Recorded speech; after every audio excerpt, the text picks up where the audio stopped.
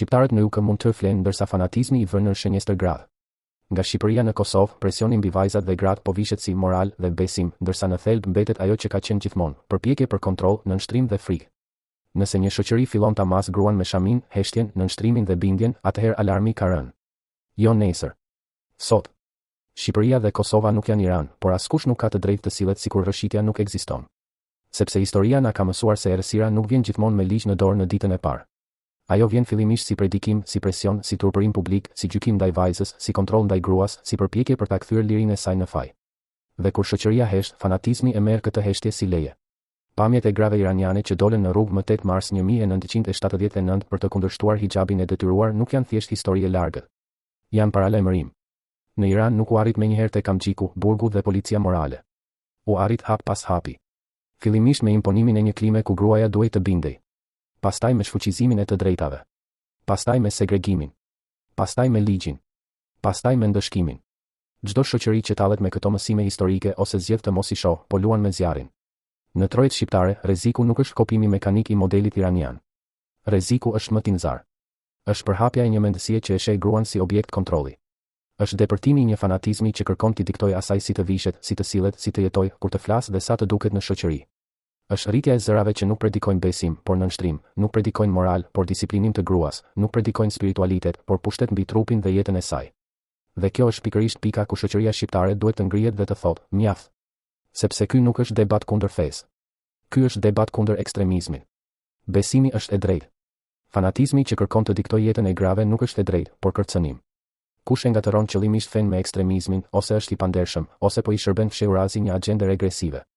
Askush nuk ka të drejtë ta përdor fen si mjet për ta shtyrë gruan prapa, për t'ia ngushtuar lirinë, për t'ia kontrolluar trupin apo për t'ia kufizuar vendin në shoqëri. Dhe këtu qëndron hipokrizia më e madhe. Sa herë që shtrohet ky debat, dalin menjëherë zëra që kërkojnë heshtje në emër të tolerancës. Por toleranca nuk do të thotë të mbyllësh syt para ekstremizmit. Toleranca nuk do të thotë të shohësh vajza që vijnë në presion psikologjik, social apo ideologjik dhe të heshtësh nga frika se mos të quajnë kundër fesë. Toleranca nuk është dorëzim para fanatikut. Toleranca është mbrojtje e lirisë së secilit, sidomos e atyre që ekstremizmi synon t'i shtypë. Shqipëria dhe Kosova kanë mjaftueshëm plagë me dhunën ndaj grave, me seksizmin, me gjuhën denigruese, me paragjykimin dhe me pabarazinë. Ajo që mungonte nuk ishte edhe importimi i një mentaliteti që e trajton gruan si problem për t'u mbuluar, për t'u disiplinuar ose për t'u heshtur. Nëse kësaj i shtohen edhe predikime ekstremiste, presion komunitar dhe glorifikim i modeleve regresive, atëherë kemi përpara jo thjesht një debat kulturor, por një rrezik real për shëndetin demokratik të shoqërisë. Shteti nuk mund të bëjë rolin e të verbrit. Shkolla nuk mund të bëjë rolin e të shurdhrit. Media nuk mund të bëjë rolin e neutralit të rrem. Duhet guxim institucional, guxim intelektual dhe guxim publik për ta thënë tros se kontrolli mbi gruan është flamuri i parë i çdo errësire ideologjike. Sa herë që një rrymë kërkon ta kthejë gruan në simbol bindjeje, aty fillon rrëshitja.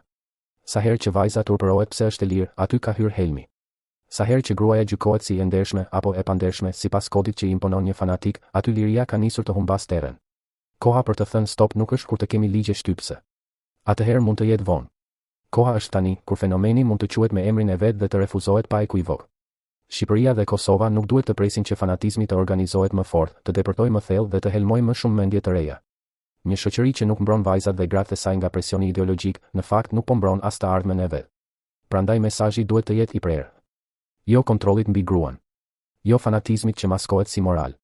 Jo ekstremizmit që kërkon të zëvendësojë lirinë me frikën. Sepse Shqipëria dhe Kosova nuk kanë nevojë për kthim pas. Kanë nevojë për më shumë dritë, më shumë dije, më shumë liri dhe më shumë guxim për t'i vënë kufi çdo ideologji që e sheh gruan jo si qenie të lirë, por si territor për t'u sunduar.